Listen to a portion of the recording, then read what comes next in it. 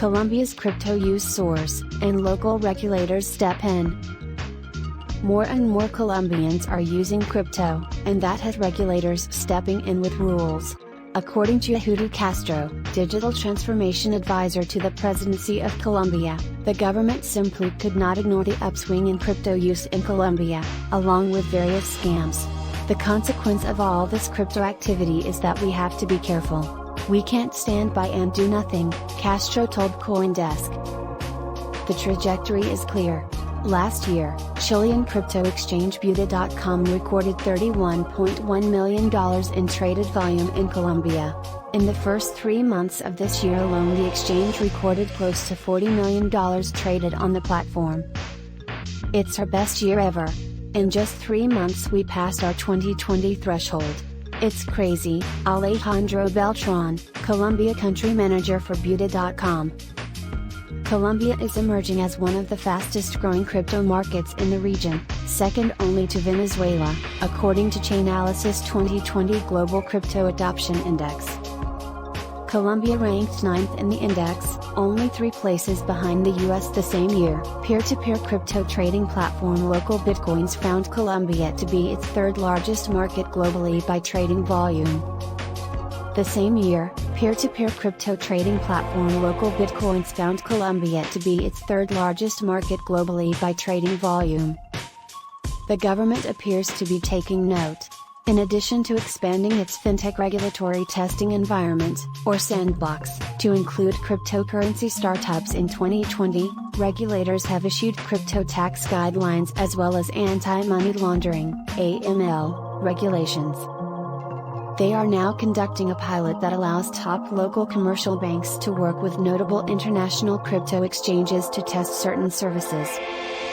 But none of the recent regulatory measures appears to be overly restrictive. Banning crypto would be pointless, said Castro, who is a member of the evaluating committee for the sandbox. The correct thing to do is gather data and implement regulations incrementally as required. The position of the Colombian government regarding crypto regulations is that they shouldn't be made without data and without sufficient information, Castro said. In January, Colombia's financial watchdog, the SFC, announced that 9 crypto firms, out of 14 applicants, were chosen to test banking services for crypto platforms in a year-long project that started in March. According to the announcement, the goal of the pilot is to allow Colombia's fintech firms and the national government to safely test crypto use cases under the regulatory sandbox. The country's biggest banks have worked with international crypto exchanges operating in Colombia, and Buda.com was one of the selected firms. Bancolombia partnered with Gemini, while Davivienda Bank partnered with Binance. Latin American exchanges Buda and Bitso are working with Banco de Bogotá. According to Beltran, the banks will be working with crypto platforms to test on/off ramps for deposits and withdrawals. But the banks don't touch any cryptocurrencies. They don't have a direct relationship with cryptocurrencies, Beltran said. The pilot project has no impact on the current regulatory framework applicable to crypto assets, the SFC said in the announcement. Castro explained that as part of the sandbox, the chosen crypto firms are allowed to test their own projects under their own rules, and so the government can gather data for implementing regulations.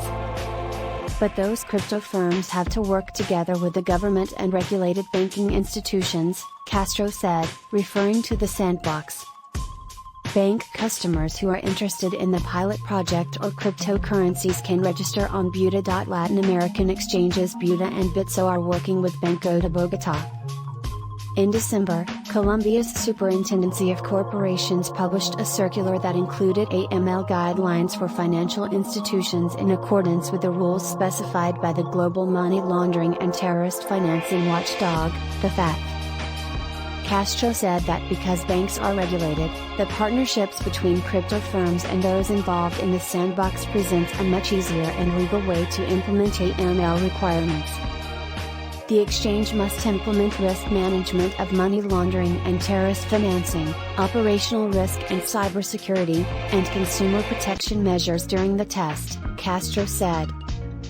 The sandbox is allowing Colombians to carry out operations with crypto firms within high security standards and adequate risk management, in a similar way to what is currently done with e-commerce.